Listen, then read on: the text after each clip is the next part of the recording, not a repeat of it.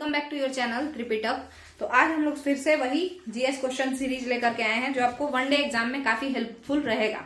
One day exam चाहे वो SSC का हो, कोई एसआई का हो या फिर बीपीएससी टीआरई हो, कोई भी एग्जाम हो जिसमें कि जीएस पूछता हो, ठीक है। तो यहाँ पे फिर वही 20 क्वेश्चन हम लोग चाहेंगे कि यहाँ पे कंप्लीट कर लें। अच्छा, दूसरा बात, आज का जो है वो मॉडर्न हिस्ट्री से क्वेश्चन ज्यादा रहेगा और एक दो क्वेश्चन अगर इधर उधर से हो जाए तो फिर आप लोग थोड़ा सा मैनेज कर लीजिएगा, ठीक है। तो लिख के लाए हैं हम और यहाँ पे शुरू करते हैं, अच्छे से बना करके स्टार्ट करते हैं। क्वेश्चन नंबर 1 है कि प्रथम लेटर मुगल शासक कौन था। क्वेश्चन नंबर 1 आपके सामने ये है कि प्रथम, पहला, ठीक है, उत्तरकालीन मुगल शासक। उत्तरकालीन का मतलब होता है लेटर मुगल शासक कौन था, एम्पेरर कौन था, बताइए। पहला क्वेश्चन है कि जो लेटर मुगल क्या है, औरंगजेब के बाद के जो मुगल हुए, औरंगजेब के बाद, औरंगजेब जो था 1707 ईस्वी में मारा गया, मतलब मारा क्या गया, खुद मर गया। तो 1707 ईस्वी में जब औरंगजेब मरा ना, तो उसके बाद जो भी लीडर्स आए, जो भी एम्पेरर्स आए मुगल साम्राज्य में, उसे ही हम लोग क्या कहते हैं, लेटर मुगल या उत्तरकालीन मुगल ऐसा कहते हैं, ठीक है, उत्तरकालीन मुगल शासक। तो जो पहला लेटर मुगल शासक था ना, उसका नाम क्या था, आप लोग देख लीजिए। नाम था उसका, ये नाम नहीं है उसका, ये फेमस नाम है, जिस नाम से वो गद्दी पे बैठा वो था बहादुर शाह फर्स्ट। तो आंसर भी, मतलब क्वेश्चन में ऑप्शन आएगा ना, तो यही नाम आएगा कि प्रथम लेटर मुगल शासक कौन था, तो बहादुर शाह फर्स्ट था, ठीक है। मगर ये नाम ये खुद को खुद से दिया है, ये बहादुर शाह फर्स्ट वाला जो नाम है ना, ये खुद ही खुद को दिया है। तो इसका रियल नाम क्या था, यानी समझ लीजिए तो बचपन का नाम क्या था, तो वो है मुअज्जम। क्या नाम था इसका, मुअज्जम, मुअज्जम, ठीक है। जैसे औरंगजेब था ना, तो उसके तीन ठो बाल बच्चा था, मुअज्जम, आजम और कामबख्श। तीनों आपस में फटाफटी कर लिया और मुअज्जम जीत गया, और मुअज्जम जो था वही बड़ा लड़का था और वही रूलर बन गया, ठीक है। तो ये तो हो गया आपका एक बात। अब देखिए, उत्तराधिकार का युद्ध हुआ, यानी औरंगजेब के मरने के बाद यहाँ पे एक युद्ध हुआ जिसको हम लोग उत्तराधिकार युद्ध कहेंगे, क्योंकि कौन सा उत्तराधिकारी बनेगा। तो उस युद्ध में, आफ्टर औरंगजेब, उस युद्ध में बहादुर शाह फर्स्ट का कोई साथ दिया था। मतलब इसको रूलर बनाने के लिए एक सिख गुरु थे जो इसका साथ दिए थे। वो चाहते थे कि मुगल सल्तनत का अगला रूलर यही बने। तो वो कौन थे, तो जो बहादुर शाह फर्स्ट के, question number 2, Bahadur Shah first के जो सपोर्टर थे बाबू, मतलब एस्पिरेंट्स, बहादुर शाह फर्स्ट के जो सपोर्टर थे, सपोर्टर गुरु, यानी एक सिख गुरु थे जो कि इसको सपोर्ट करते थे, तो वो कौन थे, आपको अच्छे से पता है, वो है गुरु गोविंद सिंह, जो कि कितने नंबर के गुरु हैं, बताइए, 10वें नंबर के गुरु हैं, 10th एंड लास्ट। इसके बाद यहाँ पे गुरुपद समाप्त हो गया था, ठीक है। यहां तक का क्लियर है। अब एक चीज हम आपसे पूछेंगे कि मुअज्जम जब राजा बना तो वो कौन सा उपाधि धारण कर करके राजा बना, तो वो था बहादुर शाह फर्स्ट का, ठीक है। अब बताइए कि बहादुर शाह फर्स्ट का कार्यकाल कितने दिनों का था। बहादुर शाह फर्स्ट का जो कार्यकाल था, टेन्योर, वो कितने दिनों का था, बताइए जरा। तो 1707 ईस्वी में ये बना था और 1712 ईस्वी में ये हट गया। 1707 ईस्वी में ये बना था और 1712 ईस्वी में ये हट गया, क्लियर है। अब देखिए, बहादुर शाह फर्स्ट जो था बड़ा ही शांति प्रिय था। शांति प्रिय यानी झगड़ा वगड़ा में उतना इंटरेस्टेड ये नहीं रहता था। हालांकि बंदा बहादुर से इसका झगड़ा हुआ था, ठीक है, मगर बाकी लोगों से मतलब बहुत ज्यादा झगड़ालू ये नहीं था औरंगजेब की तरह, ठीक है। तो इसीलिए बहादुर शाह फर्स्ट को कहा जाता है शाह ए बेखबर। क्या कहा जाता है, शाह बेखबर। क्यों कहा जाता है, किसको कहा जाता है, बताइए, शाह बेखबर, बहादुर शाह फर्स्ट को। ये क्वेश्चन पूछा गया है, ये वाला क्वेश्चन, शाह बेखबर, है ना, ये क्वेश्चन बीपीएससी पूछा है, ठीक है। अगर आप लोग बीपीएससी का पिछला प्रीवियस ईयर क्वेश्चंस देखेंगे, है ना, अब तो बीपीएससी अपना आसमान छू रहा है, एकदम हार्ड कर दिया है, जो बीपीएससी एसडीएम वाला होता है वो वाला, ठीक है। बट पहले आसान क्वेश्चन कंपैरेटिवली पूछता था। तो ये क्वेश्चन पूछा था कि शाह बेखबर बहादुर शाह फर्स्ट को कौन बोला, मतलब ये उपाधि उसको कौन दिया? तो आपको बताते हैं कि एक हिस्टोरियन थे, उनका नाम क्या था? पहले बताइए, साहे बेखबर कौन रूलर है? बहादुर शाह फर्स्ट है। बहादुर शाह फर्स्ट कौन है? प्रथम लेटर मुगल शासक, यानी उत्तरकालीन मुगल सम्राट जो पहली बार जो बना औरंगजेब के बाद, वही है बहादुर शाह फर्स्ट। ठीक है, अब इस बहादुर शाह फर्स्ट को शाहे बेखबर कहा गया। कौन कहा? हिस्टोरियन खफी खां। किसने कहा इसे साहे बेखबर बाबू? तो वो कहा खफी खान ने। ठीक है, ये खफी खान कौन है? एक इतिहासकार थे। वो इसके पॉलिसी को देख करके, ये जो नीति बनाता था ना, उलुल जुलुल अलबल टाइप का नीति बनाता था। मतलब कैसा नीति? इसको यही खबर नहीं था कि कौन मेरा दुश्मन कौन मेरा दोस्त।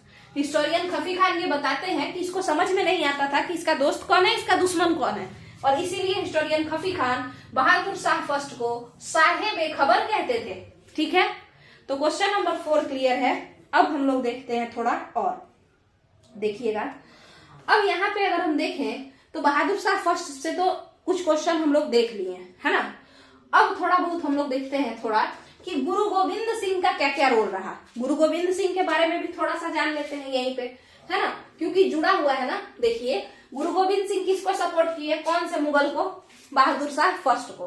ठीक है, तो अब बताइए, गुरु गोविंद सिंह किसके लड़का थे, मतलब किसका बेटा थे? बताइए। तो गुरु गोविंद सिंह सिखों के 10वें गुरु थे ना। और गुरु गोविंद सिंह के पिताजी कौन थे? फादर कौन थे इनके? तो इनके जो फादर थे उनका नाम था गुरु तेग बहादुर। ठीक है, अब बताइए, ये गुरु तेग बहादुर जी जो हैं, इन्होंने भी किसी को सपोर्ट किया था, किसी मुगल शासक को। ये भी किसी मुगल शासक से पंगा लिए थे। तो वो कौन थे? उसको देखिए। औरंगजेब का एक लड़का था। ठीक है, औरंगजेब का एक लड़का था, उस लड़के का नाम था औरंगजेब बेटा। ठीक है, उसका नाम क्या था? अकबर। ये वो वाला अकबर नहीं, ऐसे ही इसका नाम अकबर था। ये भी चाहता था कि हम रूलर बने। ये क्या चाहता था? हम रूलर बने, और गुरु तेग बहादुर इसका सपोर्ट कर दिए औरंगजेब के विरोध में जाकर के। तो औरंगजेब इनको बुलवाया, बोला इस्लाम कबूल करो या जान से मार देंगे। तो गुरु तेग बहादुर जो सिखों के 9वें गुरु हैं, सिखों के कितने नंबर के गुरु हैं? 9th नंबर के हैं। ठीक है बाबू, और वही गुरु गोविंद सिंह के पापा भी हैं, है ना। तो जो सिखों के 9वें गुरु हैं, जो गुरु तेग बहादुर हैं, उनको औरंगजेब बुलाया, बोला तुम मेरे बेटा को सपोर्ट कर रहे हो, ये कह के तो मार नहीं सकता था। बोला इस्लाम कबूल करो नहीं तो मार देंगे। तो ये बोला कि जान से मारना है मार दो, बट हम इस्लाम कबूल नहीं करेंगे। और इस चक्कर में औरंगजेब इनको क्या किया? इनका चांदनी चौक, जो कि कहाँ है बताइए? चांदनी चौक कहाँ है? ये दिल्ली में है। ठीक है, चांदनी चौक दिल्ली, वहां पर इनका जो है गर्दन काट दिया, यानी शीश काट दिया, सिर काट दिया, और वहीं पर ये शहीद हो गए गुरु तेग बहादुर। और इसीलिए वहां पर आज के डेट में चांदनी चौक में शीश महल गुरुद्वारा है। ठीक है, शीश महल गुरुद्वारा, इस गुरुद्वारे का नाम ही पड़ गया शीश महल गुरुद्वारा। क्लियर है? तो देखिएगा, बेटा गुरु गोविंद सिंह किसका सपोर्ट किए थे?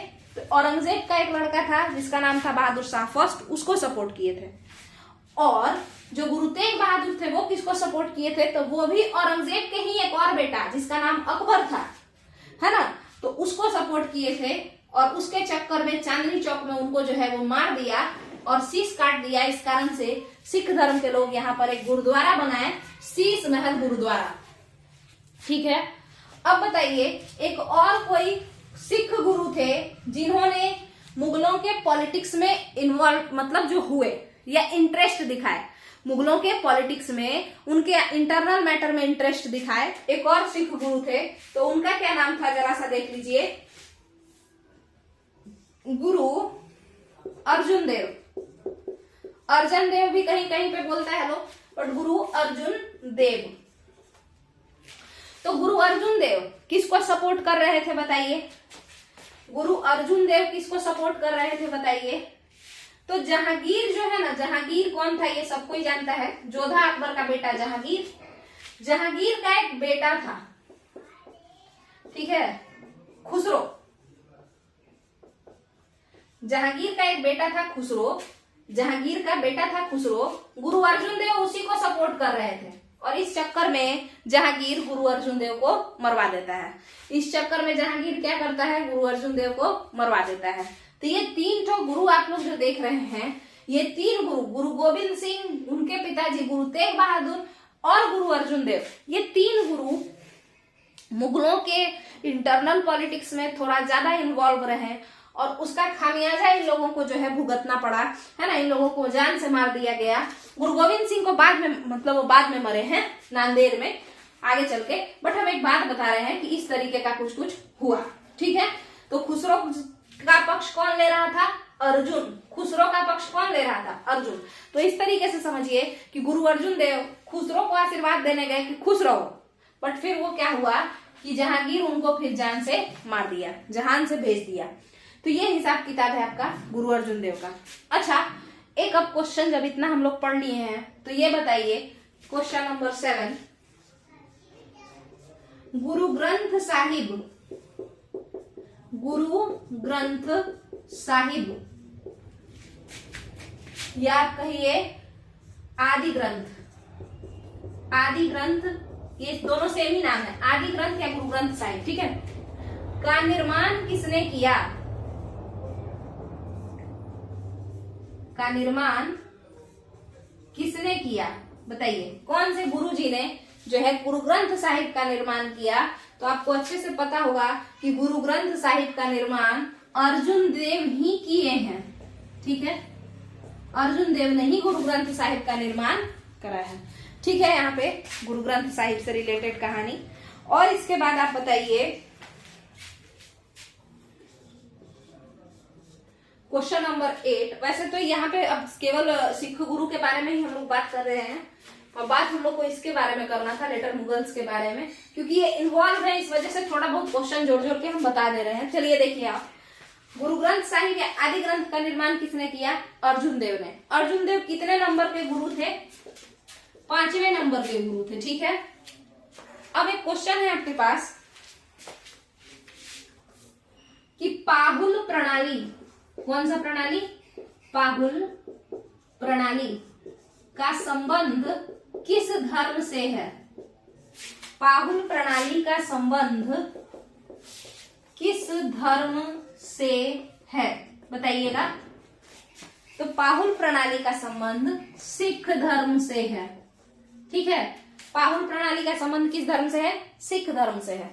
और इस प से पाहुल प्रणाली के बाद आप लोग एक और याद कर लीजिए, 5 प से पाहुल, प से 5, 5 ककार, 5 ककार का संबंध किस धर्म से है, तो इसका भी आंसर सिख धर्म ही है, ठीक है। ये 5 ककार क्या है सुन लीजिए। केस, अब केस है तो कंघा, कंघा करेंगे ना केस में, केस कंघा, इसके अलावा कच्छा, कच्छा यानी चड्डी, ठीक है। तो केस कंघा कच्छा और कृपाण, कृपाण क्या होता है, तलवार जैसा छोटू सा तलवार, ठीक है, चाकू जैसा कृपाण, और इसके बाद हाथ में पहनने वाला कड़ा। यही टोटल 5 ककार के नाम से जाने जाते हैं। किसी सिख को सिख कहलाने के लिए इन 5 ककार का होना जरूरी है, यानी सिखों को ये 5 चीज अपने पास रखना है। क्या क्या रखना है, एक कंघी रखना है, बाल बड़ा रखना है यानी केस रखना है, कच्छा हमेशा पहनना है, और उसके अलावा और क्या करना है, कृपाण रखना है अपने पास, कृपाण यानी छोटकू तलवार, और उसके अलावा आपको कड़ा पहन के हमेशा रहना है। ये 5 ककार का जो संबंध है वो तो सिख धर्म से है, और ये पाहुल प्रणाली का भी संबंध सिख धर्म से है। ये दोनों जो कॉन्सेप्ट है पाहुल प्रणाली का और 5 ककार का, ये कौन दिए हैं, गोविंद सिंह दिए हैं। कौन दिए हैं, गुरु गोविंद सिंह दिए हैं, ठीक है। सिखों के 10वें गुरु पाहुल प्रणाली दिए हैं, सिखों के 10वें गुरु गुरु गोविंद सिंह 5 ककार का कॉन्सेप्ट दिए हैं। और खालसा पंथ जिसके बारे में आप लोग सुने होंगे कि खालसा पंथ जो है, यानी सिख लोग जो है क्या बन गए, सैनिक में बदल गए, सैन्य दल में, मतलब धर्म के तो थे ही, धार्मिक तो थे ही, धर्म के साथ साथ सैन्य दल में भी बदल गए, मिलिटेंट हो गए वो लोग। तो खालसा पंथ क्या होता है? खालसा पंथ मतलब सिख मिलिट्री, इस तरीके से समझिए, ठीक है। तो खालसा पंथ का भी संबंध किस धर्म से है? सिख धर्म से है ना, सिख धर्म से है। और आपको पता है खालसा पंथ का कॉन्सेप्ट कौन दिया है? गोविंद सिंह गुरुजी जो है, गुरु गोविंद सिंह जी वही दिए हैं। क्यों दिए? क्योंकि आप खुद देखिए ना कि यहाँ पे इनके पिताजी को, गुरु तेग बहादुर जी को, बिना मतलब का इस्लाम ना कबूल करने के वजह से क्या कर दिया ये औरंगजेब, ये जान से मरवा दिया। तो किसी को भी बुरा लगेगा, और इस कारण से ये बोले कि सिखिज्म में हम लोगों को क्या करना चाहिए? यूनाइटेड होकर के अब लड़ाई करना चाहिए, हम लोगों को मिलिट्री फोर्स फॉर्म करना चाहिए, ठीक है। केवल धर्म का नाम से काम नहीं चलेगा, उसके अलावा भी जो है बाकी चीजों को देखना पड़ेगा। और उसके बाद सुनिएगा क्वेश्चन नंबर 11 देखिएगा जरा। क्वेश्चन नंबर 11 कहता है कि खालसा पंथ तो ठीक है, गुरु गोविंद सिंह कहे कि हम कम है किसी से, औरंगजेब बादशाह होगा, मगर हम क्या हैं? हम सच्चे बादशाह हैं। हम क्या हैं? हम सच्चे बादशाह हैं। तो सच्चा बादशाह खुद को कौन कहते थे? सच्चा बादशाह या सच्चे बादशाह जो भी कहिए, वो कौन थे बताइएगा? गोविंद सिंह गुरु, ठीक है। तो गुरु गोविंद सिंह जी जो थे वही जो थे वो सच्चे बादशाह थे, ठीक है। ये हो गया आपका कुछ कहानी गुरु गोविंद सिंह से रिलेटेड। तो यहाँ पे हम लोग देख रहे हैं कि कहानी शुरू हुआ था लेटर मुगल से, बट घुस गया है किसमें? तो सिखों के धर्म गुरु में घुस गया है। ये सब बड़ा इंपॉर्टेंट क्वेश्चन है। पाहुल प्रणाली बहुत इंपॉर्टेंट है, सुनिएगा ध्यान से। खालसा मतलब क्या होता है? सिख मिलिट्री हुड, यानी सिख सैन्य दल, ठीक है। सेना मतलब सारे लोग सिख होंगे, सब सेना भी होंगे, ठीक है। तो वो होता है खालसा पंथ। इसके अलावा एक और चीज समझ लीजिए, पाहुल क्या होता है? पाहुल प्रणाली, पाहुल का मतलब होता है अमृत ग्रहण करना, ठीक है। एक तरीके से पाहुल प्रणाली का मतलब होता है अमृत ग्रहण करना, ठीक है। तो ये वो कॉन्सेप्ट है पाहुल प्रणाली का, ठीक है। अब एक चीज दो चीज और हम लोग देख लें इसी से रिलेटेड कि हर मंदिर कौन बनाया, अमृतसर किसने बनवाया। तो ये जो दो चार चीज बचा है उसको भी हम लोग यहाँ पे देख लेते हैं। बाकी पूरा सिख गुरु के बारे में पढ़ना उतना जरूरी नहीं है। पहले गुरु कौन है? गुरु नानक है। उनका जन्म कहाँ हुआ? तलवंडी में हुआ। तो ये सब तो आप लोग को पता ही होगा, ठीक है। और 1 मिनट हम इसको थोड़ा इरेज कर लें, उसके बाद बाकी क्वेश्चन हम लोग समझ लेंगे, ठीक है।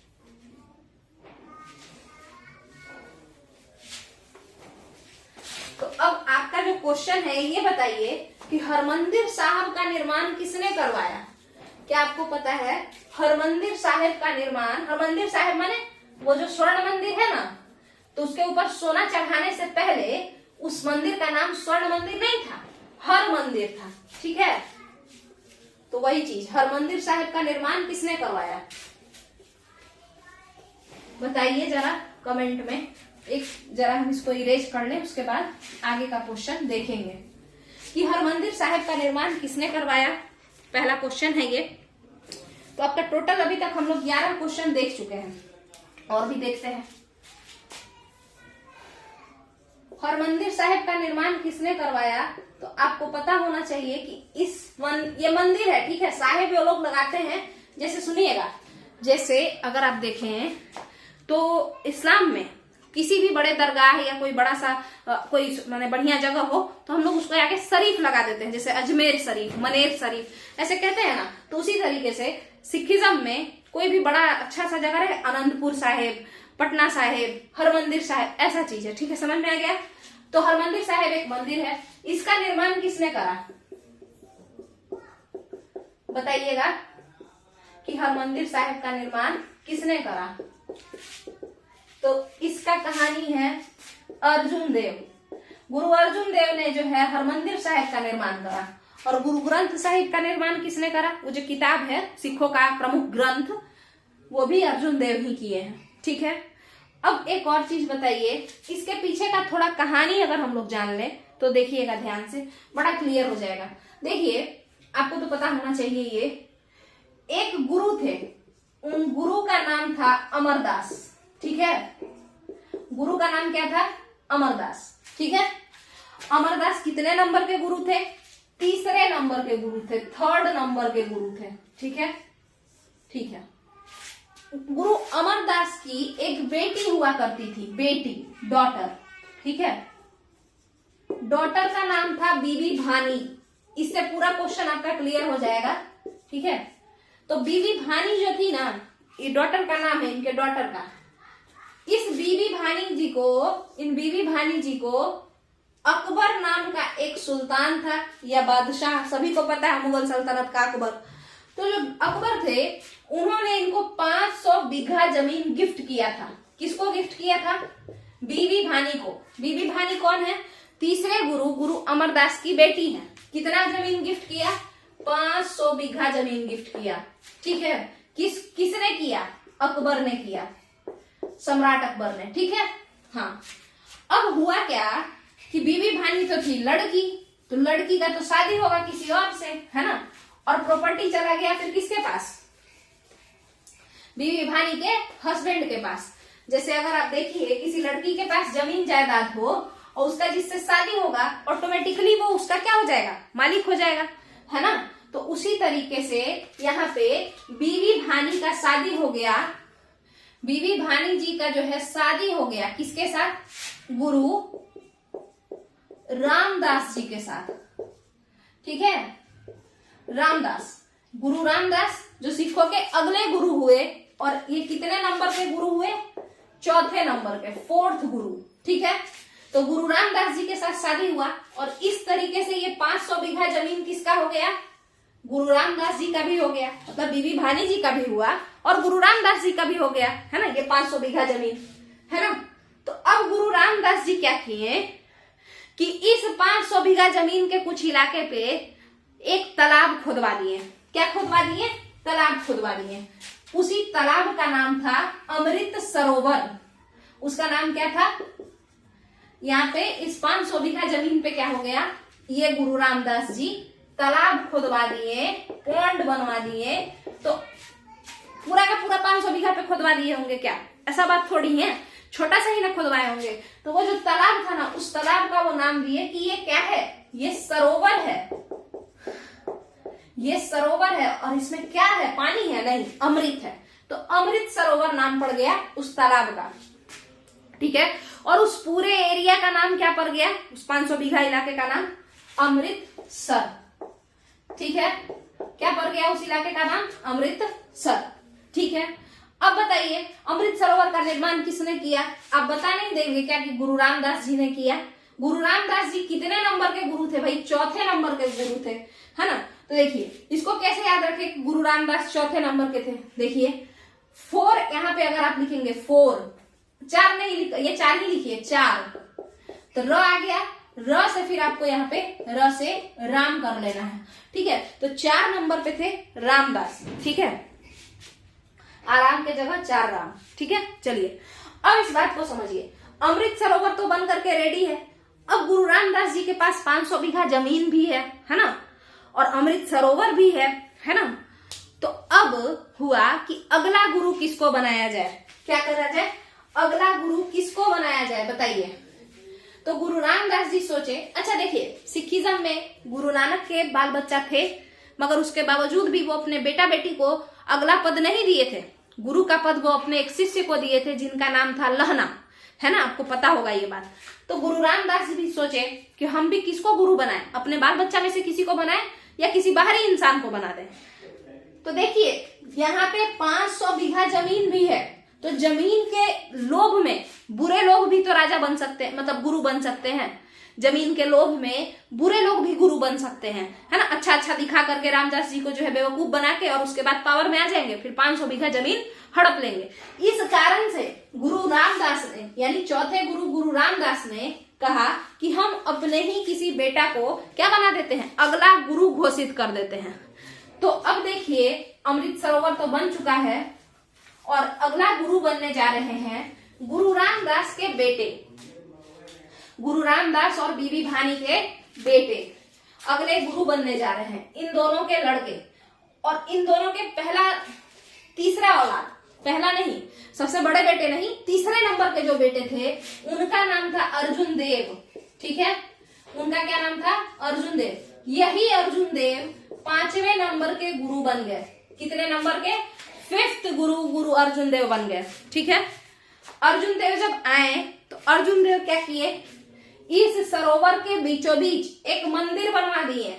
ठीक है, अर्जुन देव क्या किए, इस सरोवर के बीचों बीच एक मंदिर बनवा दिए, उस मंदिर का नाम रख दिए हर मंदिर। ठीक है, अब यहाँ देखिए, हर मंदिर साहब का निर्माण किसने करा, गुरु अर्जुन देव ने करा। गुरु अर्जुन देव कितने नंबर के गुरु थे, 5वें नंबर के गुरु थे।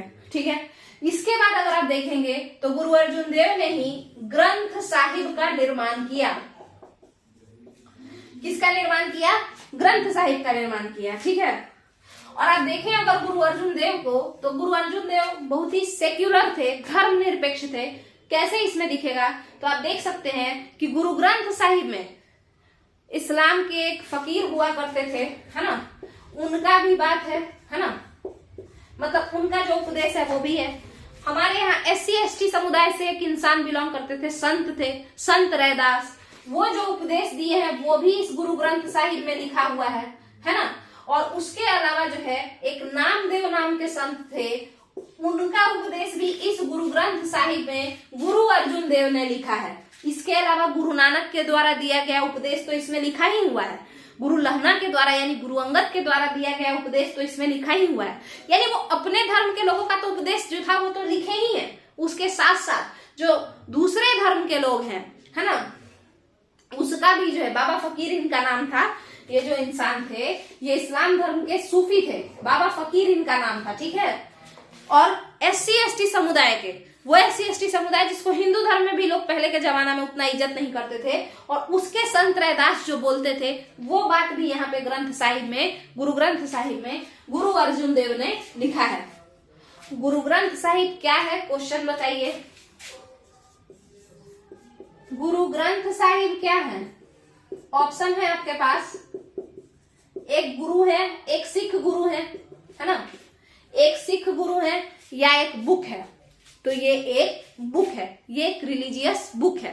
ठीक है, किताब है ये, जिसमें बड़े बड़े संतों का उपदेश को संकलित करके, कंपोज करके लिखा गया है। किसके द्वारा? तो अर्जुन देव जी के द्वारा, जो कि 5वें गुरु हैं सिखों के। ठीक है, तो यहाँ पे हरमंदिर का निर्माण तो हो चुका है, हरमंदिर का निर्माण हो चुका है। उसके बाद महाराजा रणजीत सिंह लाहौर में जब उनका रूल आया, यानी कि 1799 ईस्वी में, उसके थोड़े दिनों बाद महाराजा रणजीत सिंह इस हरमंदिर के ऊपर क्या किए ना, इस हरमंदिर के ऊपर सोना चढ़वा दिए। तब से ये हरमंदिर स्वर्ण मंदिर ऑफ अमृतसर के नाम से जाना जाता है। क्लियर है आपका? क्या यहां तक का क्लियर है बाबू? तो अगर आप इस पूरे वीडियो को देखें तो 15-20 क्वेश्चन तो इतने ही दूर में हो गया है ना। तो यहाँ पे हम लोग देखें कि सिखिज्म का बात हुआ ज्यादा, और उसका बात कब हुआ है, उत्तरकालीन मुगल सम्राट का बात जो है वो कम हुआ है। बट हाँ, ये बात तो तय है कि इससे कुछ क्वेश्चन आ सकता है। सिखिज्म का जो भी इंपॉर्टेंट पॉइंट था वो यहाँ पे हम लोग डिस्कस किए हैं। अब इसके बाद हम लोग उत्तरकालीन मुगल सम्राट का 2-4 क्वेश्चन देख के और इसको खत्म करेंगे, क्योंकि अगर लंबा वीडियो बन गया तो फिर अपलोड ही नहीं हो पाएगा, है ना, कट कट के। अभी आपको एक पॉलिटी का वीडियो मिलेगा जो कि जिसका लास्ट में थोड़ा सा जो है हम बोल ही रहे हैं और वो कट गया है। ठीक है, बाकी तो सब ठीक है उसमें, बट वहां पे भी लंबा होने की वजह से पूरा अच्छे से ये नहीं हो पाया। तो यहाँ पे सिखिज्म से रिलेटेड इंपॉर्टेंट क्वेश्चन जो है हम लोग देख लिए हैं, बहुत सारा चीज, पाहुल प्रणाली, सच्चा पादशाह, खालसा पंथ, है ना।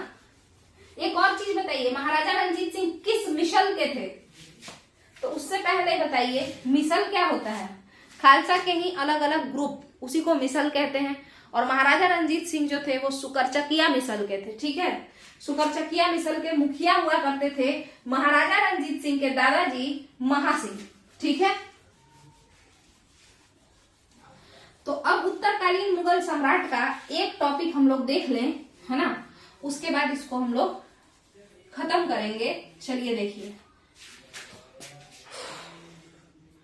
यहां देख लीजिए आप लोग, उत्तरकालीन मुगल सम्राट को क्रोनोलॉजी में आपको क्या करना है, सजाना है। ठीक है, उत्तरकालीन मुगल सम्राट को। तो ये क्वेश्चन लास्ट क्वेश्चन है, आप समझ लीजिए, तो 15 नंबर इसको मान लीजिए, क्योंकि अभी हम लोग बहुत सारा क्वेश्चन देखे हैं, है ना। तो अब समझिए, उत्तरकालीन मुगल सम्राट को आपको क्रोनोलॉजी में समझाना है।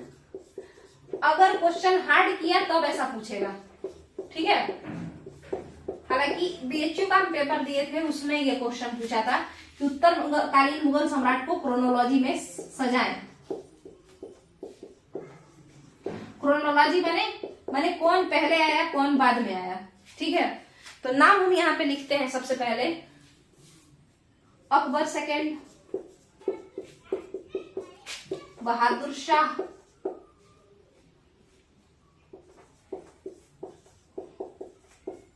सेकेंड, उसके बाद आलमगीर सेकेंड, और फिर है आपका शाह आलम सेकेंड। अब आपको इसको क्रोनोलॉजी में समझाना है, तो ये है आपको क्रोनोलॉजी में सरियाना है।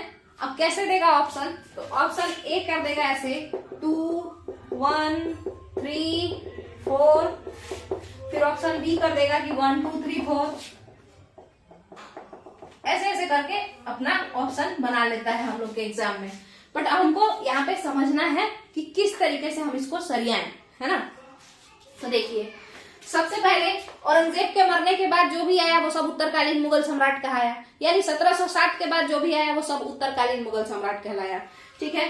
तो आप देखिए, अगर हम बहादुर शाह फर्स्ट की बात करें, किसकी बात करें, बहादुर शाह फर्स्ट की बात करें, तो वो आए थे 1707 से 1712 ईस्वी में, ठीक है। उसके बाद अगर हम बात करें बहादुर शाह फर्स्ट के बाद, तो 12 से 13 के बीच में, 1712 से 13, यानी बस 1 साल के लिए जो आए थे वो थे जहांदार शाह। तो अगर आपसे ये पूछ दिया जाए कि भाई जहांदार शाह जो है उसका कार्यकाल कितने वर्षों का था, 1 वर्षों का था, ठीक है। जहांदार शाह को लंपट मूर्ख के नाम से भी जाना जाता है। मुगल वंश का ये लंपट मूर्ख कहा जाता था। कारण ये था कि एक वैश्या थी, केप्ट कह लीजिए, जो भी कहिए, तो उनको जो है ये लाल कुमारी नाम था उनका, और उन्हीं के हाथ में ये पूरा पावर दिए रहता था, और इस कारण से अपने उतना ज्यादा ये चालाक नहीं था, और इस कारण से इसको लंपट मूर्ख के नाम से जाना जाता है, ठीक है। अब अगर आप देखेंगे एक और क्वेश्चन कि 1713 से 1719 में फर्रुख सियर आया, फर्रुख सियर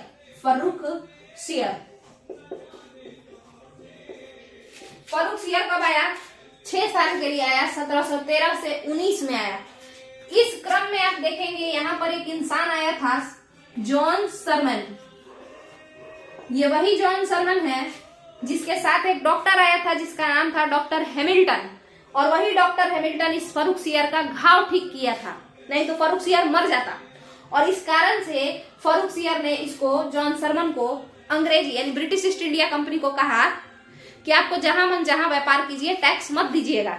तो टैक्स फ्री व्यापार करने का अधिकार यही ब्रिटिश ईस्ट इंडिया कंपनी को लाके दिया फर्रुख सियर से, ठीक है। तो वो हम लोग आगे के भी ये में देखेंगे।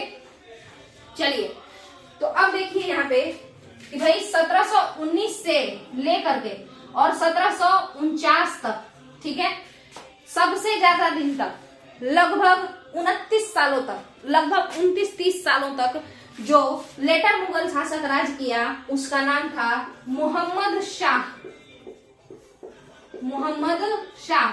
इसी को रंगीला बादशाह भी कहा जाता है बाबू। कारण ये है कि ये मोहम्मद शाह जो था, ये लड़की और शराब, सब लड़की नहीं, सुंदर लड़की, ठीक है। तो सुंदर लड़की और शराब के प्रति इसका रुझान बहुत ज्यादा था, और इस कारण से इसको रंगीला बादशाह के नाम से जाना जाता था, किसको, मोहम्मद शाह को, ठीक है। इसके बाद इस एज में, इस 1719 से 49 के बीच में जो चीज हुआ, दो खास चीज हुआ। नादिर शाह अटैक किया। कौन अटैक किया, नादिर शाह अटैक किया। इसको हम एक और अलग से क्वेश्चन जब लाएंगे ना, तो उसमें भी ये क्वेश्चन हम ऐड कर देंगे ताकि और रिवीजन हो जाए। नादिर शाह अटैक किया था 1739 ईस्वी में। ये ईरान का राजा था, ये नादिर ईरान का राजा था, ठीक है। ईरान का राजा था ये नादिर। ईरान को उस जमाने में पर्शिया या फारस कहा जाता था, ठीक है, हाँ। और नादिर शाह को ईरान का नेपोलियन भी कहते हैं, आपको तो पता होगा ये बात। चलिए, इसके अलावा इसी के समय में ये नादिर शाह क्या किया कि एक तो कुर्सी था, उस कुर्सी का नाम था मयूर सिंहासन, पीकॉक थ्रोन, है ना। सिंहासन था, राजा बैठता था उस पे। तो राजा को बैठने वाला जो कुर्सी था ना, उसको बनाया था शाहजहां, ठीक है। और ये मयूर सिंहासन को नादिर शाह लेके भाग गया, ठीक है। तो क्वेश्चन पूछेगा कि मयूर सिंहासन कौन लेके भागा, तो नादिर शाह लेकर के भागा, ठीक है। किसके शासनकाल में भागा, मोहम्मद शाह के शासनकाल में लेके भागा, ठीक है। कब लेके भागा, 1739 ईस्वी में लेके भागा, ठीक है। और बताइए, उसके साथ साथ मयूर सिंहासन के साथ साथ एक आपका मयूर सिंहासन को हम लोग और क्या कहते हैं, तख्ते ताउस भी कहते हैं, ठीक है। तख्ते ताउस माने तख्त, तख्त इज लाइक सिंहासन, ठीक है। और ताउस मतलब हो सकता है मोर होता होगा, तो तख्ते ताउस। उसके साथ साथ आपको पता है उस कुर्सी के ऊपर एक हीरा रखा रहता था। जैसे मान चलिए एक कुर्सी है और उसके ऊपर ऐसे करके एक हीरा रख दिए हैं ऐसे, तो वो जो हीरा था ना, वही कोहिनूर हीरा था। तो अगर हम कुर्सी लेके भाग जाएंगे तो उसके ऊपर का हीरा भी हम ही लेके भागे ना। तो कोई पूछेगा कि कोहिनूर हीरा कौन लेकर के भाग गया, तो वो नादिर शाह ही लेकर के भागा था। कोई पूछेगा अगर कि कोहिनूर हीरा कौन लेकर के भागा, तो नादिर शाह लेके भागा था, है ना, क्योंकि वो कुर्सी ही लेके भाग गया था। तो उसके ऊपर हीरा रहे, सोना रहे, सब लेके भाग जाता। अगर मोहम्मद शाह बैठा रहता उसको भी लेके भाग जाता, ठीक है। तो ये हो गया आपका कि भाई 1739 ईस्वी में हम लोगों से कोहिनूर हीरा छीना गया। और कोहिनूर हीरा जिस कुर्सी के ऊपर रखा हुआ था, उस कुर्सी का नाम था मयूर सिंहासन, और उसको उर्दू में कहा जाता था तख्ते ताउस। ये दोनों चीज ईरान बगल का, हम लोग का पाकिस्तान के बगल का ईरान, वही लेके भागा था, ईरान का नादिर शाह, ठीक है। ये हो गया। अभी तक किसी का नाम नहीं आया है। अब देखिए आने जा रहा है आपका मोहम्मद शाह का एक लड़का था जिसका नाम था अहमद शाह। नाम भी मैच कर रहा है। मोहम्मद शाह के बाद यही आया था। और ये कितने सालों के लिए आया, तो 1749 से लेके और 54 तक आया, यानी टोटल 5 साल के लिए आया था। 1749 से 54 तक अहमद शाह आया। अहमद शाह के समय में भी आक्रमण हो गया, और वो आक्रमण किया था अहमद शाह के समय में जो आक्रमण किया था बाबू, उसका नाम था अहमद शाह अब्दाली, ठीक है। जो अहमद शाह के समय में आक्रमण किया था ना, उसका नाम भी अहमद शाह ही था, बट वो अहमद शाह अब्दाली था, और उसका रियल नाम अहमद खान था, ठीक है। अब सुनिएगा, तो अहमद शाह अब्दाली कब अटैक किया, तो इसी समय में अटैक किया है आपका, ठीक है। यहां तक का क्लियर है। और इसके बाद अब आपके आ जाएंगे अहमद शाह के बाद शाह आलम द्वितीय। अहमद शाह के बाद कौन आ जाएंगे, शाह आलम द्वितीय। एक सेकेंड, अहमद शाह अब्दाली 1749 से 54 नहीं, इसके बाद आएंगे आलमगीर द्वितीय, ठीक है। आलमगीर द्वितीय, इसके बाद कौन आएंगे, आलमगीर द्वितीय 1754 से 1759 तक, ठीक है। इस एज में आएंगे आलमगीर द्वितीय। अब बताइए, यहाँ पर 1757 है, तो प्लासी का युद्ध जो कि 20 जून 1757 ईस्वी को हुआ, उस समय मुगल शासक कौन था, आलमगीर द्वितीय था। मुगल शासक 1757 ईस्वी में प्लासी के युद्ध में मुगल शासक कौन था बताइएगा, तो वो यही था ना, आलमगीर द्वितीय। तो सबसे पहला कौन होगा, ये वाला होगा फर्स्ट, माने सबसे पहले आ जाएगा आपका ये थर्ड नंबर पे, तो थर्ड कर दीजिए। अब इसके बाद आलम के बाद ये वाला आलम, शाह आलम द्वितीय, ये कितने दिन तक रहा, तो 1759 पे गद्दी पे बैठा, और 1806 तक ये गद्दी पे ही बैठा रह गया। ये 1806 तक गद्दी पे ही बैठा रह गया, ठीक है। तो इस बीच में अगर आप देखें तो बहुत कांड हुआ। जैसे 1764 ईस्वी में बक्सर का युद्ध हुआ, तो बक्सर के युद्ध के समय में, अक्टूबर 1764 ईस्वी में हुआ है बक्सर का युद्ध। तो बक्सर के युद्ध के समय में मुगल सम्राट कौन था, शाह आलम द्वितीय था। ये क्वेश्चन बिहार दरोगा मेंस में पूछा है, ठीक है। वो शाह आलम द्वितीय था, ठीक है। आगे समझिए। इसके बाद बताइए कि वह अंतिम मुगल रूलर कौन था जो कि इंडिपेंडेंट नहीं रहा, अब वो ब्रिटिशर्स के अधीन आ गया। ब्रिटिशर्स दिल्ली पर कब्जा कर लिए, इसी के समय में कब्जा किए थे। शाह आलम द्वितीय के समय में कब्जा किए थे बाबू। कब किए थे ब्रिटिशर्स शाह आलम द्वितीय के समय में कब्जा, तो वो है 1803। 1803 ईस्वी का समय था जब शाह आलम द्वितीय की दिल्ली पर कौन कब्जा कर लिया भाई? ब्रिटिशर्स, अंग्रेजों ने कब्जा कर लिया। और उस समय कौन था? 1759 से 1806 तक राजा कौन था मुगलों का? शाह आलम द्वितीय था। और 1803 में ब्रिटिशर्स हड़प लिए, तो शाह आलम द्वितीय फिर क्या हो गया? उसका गुलाम हो गया। और उसको ब्रिटिशर्स इसको पेंशन देते थे, रुपया दे देते थे खाने के लिए, ठीक है। और मेन रूलर कौन हो गया? ब्रिटिशर्स हो गए, ठीक है। तो ये कितने नंबर का हुआ? तो पहले 3 लिखेंगे, फिर 4 लिखेंगे, क्योंकि सबसे पहले हमको क्रोनोलॉजी में सजाना है, क्रोनोलॉजी में सजाना है ना। तो पहला 1754 से 59 हो गया, आलमगीर द्वितीय। फिर हो जाएगा शाह आलम द्वितीय, जिसके समय में बक्सर का युद्ध हुआ, जिसके समय में ब्रिटेन के लोगों ने दिल्ली को हड़प लिया, है ना। कब से कब तक? 1759 से 1806 तक। इसके बाद आइए, इसके बाद आपका अकबर द्वितीय। अकबर द्वितीय 1806 से 1837 तक रहा है। कब से कब तक रहा है? 1806 से 1837 तक रहा है। इस बीच में जो सबसे इंपॉर्टेंट चीज हुआ है, कुछ इंपॉर्टेंट चीज आप लोग देख सकते हैं। यहाँ पे राजा राम मोहन रॉय जो है, अकबर द्वितीय को राजा का उपाधि राम मोहन रॉय को राजा का उपाधि कौन दिया था? अकबर द्वितीय ही दिए थे, है ना। उनको बोले थे कि भाई मेरा पेंशन का बात करने के लिए प्लीज जाओ, तुम जा करके विलियम से बात करो। विलियम कौन थे? वहां के किंग थे उस जमाने के, ठीक है। तो उनसे ये राजा राम मोहन रॉय मिलने गए थे। और बताइए, इसी समय में अकबर द्वितीय के शासनकाल में सती प्रथा का अंत हुआ था 1829 ईस्वी में, है ना। 1829 में बंगाल में खत्म हो गया था सती प्रथा। तो अकबर द्वितीय उस समय शासन कर रहा था, मुगल सम्राट था, ठीक है। और बंगाल में 1829 में सती प्रथा खत्म हुआ है, जबकि बॉम्बे में और मद्रास में कब खत्म हुआ है? 1830 ईस्वी में खत्म हुआ है, ठीक है, याद रखिएगा।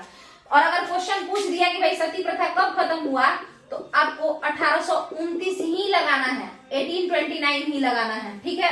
विलियम बेंटिक खत्म किए थे इसको। तो ये हो गया अकबर द्वितीय। तो पहला ये था 1754 से 59, जिसका तीसरा नंबर वाला पहले आएगा। फिर आएगा आपका 1759 से 1806 आलम द्वितीय, तो ये चौथे नंबर पे आ जाएगा। फिर अकबर द्वितीय 1806 से 1837, तो फिर पहला ये हो गया। और तब यहाँ पे आपका लास्ट में ये बहादुर शाह द्वितीय है, जिसे हम बहादुर शाह जफर के नाम से भी जानते हैं। और ये 1837 से 1858 तक रहा। उसके बाद इसको सब लात मार करके कहाँ भेज दिया? म्यांमार भेज दिया। तो इसका सही आंसर क्या होगा? पहले होगा आलमगीर द्वितीय, फिर होगा शाह आलम द्वितीय, फिर होगा अकबर द्वितीय, और फिर होगा बहादुर शाह द्वितीय, ठीक है। मेरे हिसाब से आप लोगों को यहाँ पे समझ में आ गया होगा। अगर वीडियो फास्ट लगे तो आप लोग थोड़ा धीरे कर लीजिएगा, ठीक है। थोड़ा बहुत कोऑपरेट करके चलिए, और हम इसी तरीके से लगातार। अच्छा, इसका हम क्वेश्चन फॉर्मेट में, यानी एमसीक्यू फॉर्मेट में भी इसको हम करवा देंगे, ठीक है। इसको एक साथ नहीं करवाएंगे तो थोड़ा सा होता है ना कंफ्यूजन कभी कभार, तो इसीलिए एक बार हम एक साथ इसको करवा दिए। और सिख गुरु के भी इंपॉर्टेंट क्वेश्चंस को हम लोग यहाँ पे देख लिए, और उसके बाद फिर से उत्तरकालीन मुगल सम्राट का क्वेश्चन वाइज हम लोग कर लेंगे, ठीक है। उसका टेंशन बिल्कुल मत लीजिए। आपको geography, economics, polity, environment and ecology वाला जो कुछ क्वेश्चन है, कुछ इंपॉर्टेंट क्वेश्चन, ओजोन परत, ये सबका जो है, ये प्रोटोकॉल कब हुआ, वो वाला करवा देंगे। और उसके अलावा मिसलेनियस भी हम थोड़ा सा देखेंगे तो करवा देंगे, इंपॉर्टेंट होता है वो सब। और उसके अलावा आपको क्या है, पॉलिटी हो जाएगा, इकोनॉमिक्स, ज्योग्राफी, हिस्ट्री, और थोड़ा बहुत साइंस का भी हम लोग देख लेंगे, ठीक है। बायो और केमिस्ट्री, ये सब, ठीक है। क्योंकि फिजिक्स से उतना क्वेश्चन नहीं पूछता है, इलेक्ट्रिसिटी और खास करके लाइट बस पढ़ लेंगे तो काफी है, ठीक है। तो बस यहीं पे हम लोग अब इस वीडियो को खत्म करते हैं, और नेक्स्ट वीडियो के लिए अब तैयारी करते हैं, ठीक है। तो तब तक के लिए आप लोग वीडियो देखिए, वीडियो पसंद आए लाइक कर दीजिए, चैनल सब्सक्राइब कर लीजिए। चलिए, थैंक यू। और जो भी कुछ सजेशन देना हो कि भाई एमसीक्यू फॉर्मेट में चाहिए या और कुछ एक्सप्लेनेशन वीडियो एक्स्ट्रा चाहिए, तो उसको आप नीचे कमेंट में एकदम आराम से लिख सकते हैं, उसमें कोई दिक्कत का बात नहीं है। चलिए, थैंक यू।